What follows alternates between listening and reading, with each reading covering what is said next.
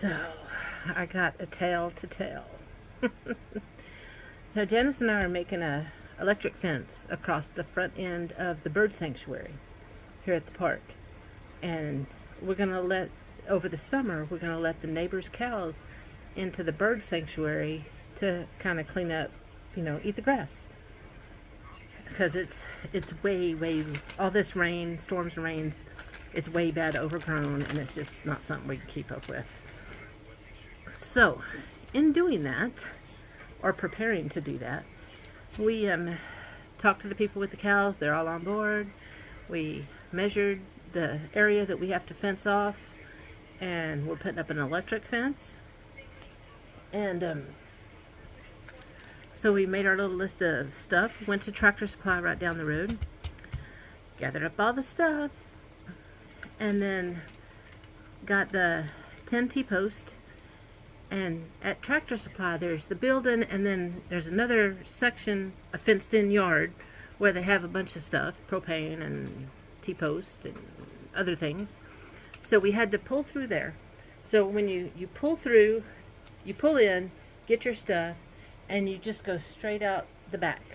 Well, the back, the gate's not open unless they open it. So the lady helps us get our 10 T-posts. We get back in her truck, Janice's truck, and we go towards driving out. Well, the lady didn't open the gate. So we thought, okay, well, maybe you pull up to it and it opens automatic. Who knows? So we pulled up to it, didn't open. She didn't come to open it. So we're sitting here in the truck. I'm in the passenger seat. Janice is driving, of course. And right over here, there's another gate that's not open all the way, but it looked like it's probably enough room for us to get out. There's a pile of pallets right just outside the gate. So we're both seeing it, thinking, okay, we'll just go out that way. It might be a little tight because the pallets are there, but we can make it. So we drive over there to go out that gate. She's watching her rear view mirror to see that her back wheels don't hit the pallets.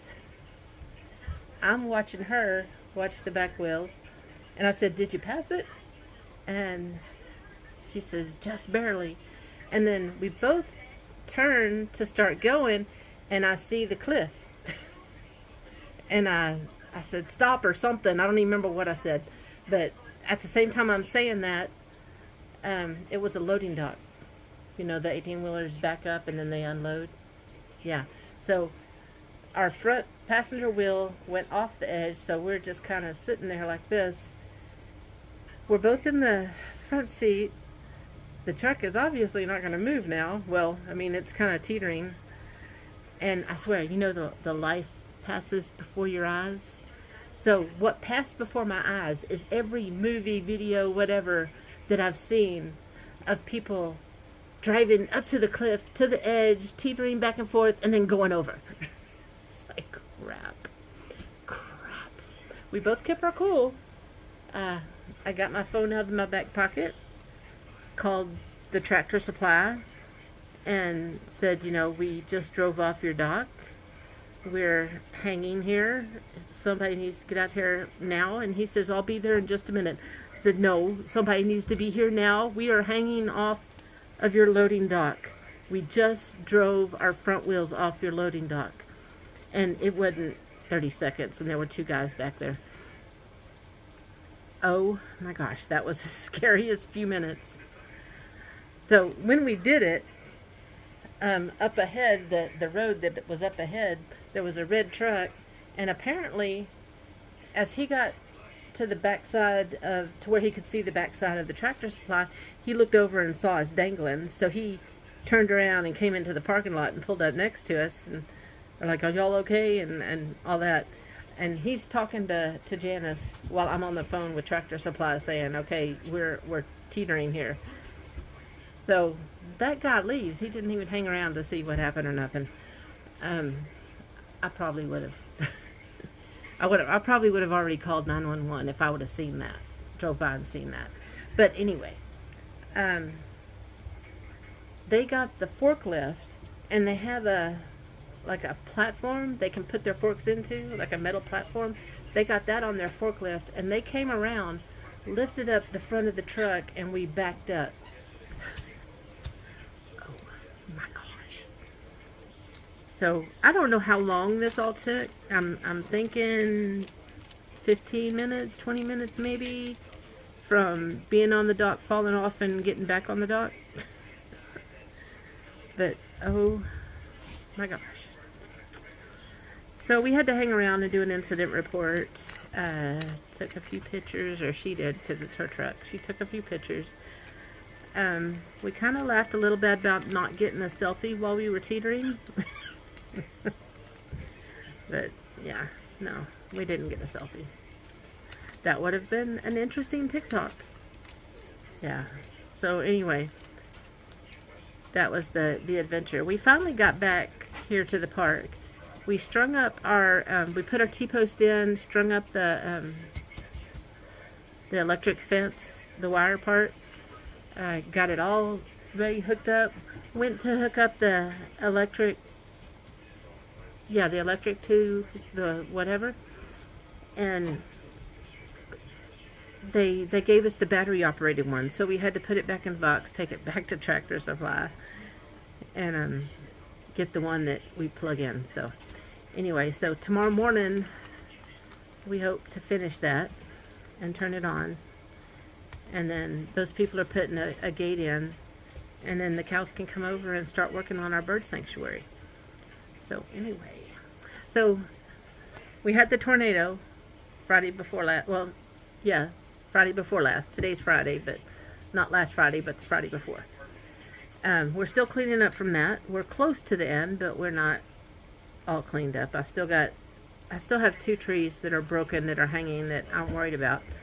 The tree guys were supposed to get those today, and the 2 things I told them I was worried about are the 2 things they didn't get. So I don't know. Anyway, so tonight it's supposed to start raining around 10 or 11, and it's supposed to rain for 3 days straight. The city is giving away sandbags because they expect flooding for the residents. So a lot of times since I've been here, and the stories I've heard, but since I've been here is what I'm actually going to go by. A lot of times when a big storm's coming in, it goes north and south of us. It doesn't actually hit us until this last month or so. And then it seems like every storm that's in the area is hitting us. Now, up until this last month, if it was supposed to rain right here, it rained across the street in that other RV park, but it didn't rain in our RV park. So, I don't know.